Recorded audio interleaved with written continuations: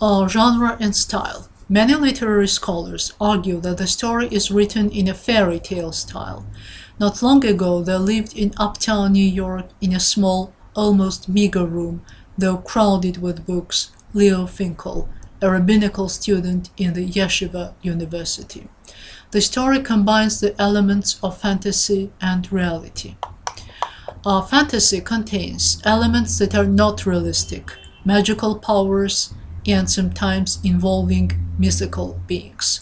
Realistic fiction contains stories that take place in modern times, characters involved in events that could happen. So why do you think the story is titled The Magic Barrel?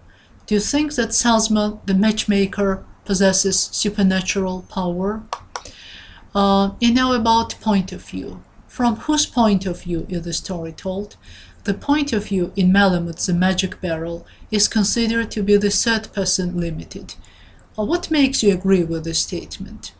Are the events viewed from one character or different characters? Is the narrator the character of the story? Is the narrator omniscient and omnipotent? Through which character does the narrator view the events? And now about symbolism in the story. When the story begins, it is February. Winter was on its last legs. So at the end of the story, it is spring. She was there one spring night, waiting under a street lamp. He appeared carrying a small bouquet of violets and rosebuds. Do the seasons stand for something? Stella stood there by the lamppost, smoking. She wore white with red shoes, which fitted his expectations, although in a troubled moment he had imagined the dress red and only the shoes white. Do the following symbols, Stella's name, star, her dress, white for purity, and shoes, red for passion, stand for something larger? Do they serve as concept-making means in the story? In what way are the symbols connected with the main idea of the story? Critics argue that when at the end of the story Salzman says Kaddish, the traditional Jewish prayer for the dead, he is commemorating the death of the old Leo who was incapable of love, but he is also celebrating Leo's birth into a new life. What, in your opinion, does Salzman's prayer for the dead symbolize in the story? Critics note that using just a few strokes, Bernard Malamud manages to create compelling and complex characters. Does this show in The Magic Barrel? Find the passages describing Penny Salzman, the matchmaker. This character has been the subject of analysis by many critics.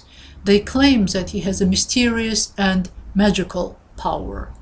What literary and language means did the writer employ to lead critics or readers to such kind of understanding of the character? Can you tell me where his office is? In the air. She pointed upward. How can you interpret in the air? As if on the wings of the wind, Salzman had disappeared. Is Salzman really a supernatural creature? Leo pictures the matchmaker as cloven-hoofed Pan. This name originates within the Greek language, from the word paien, meaning to pasture.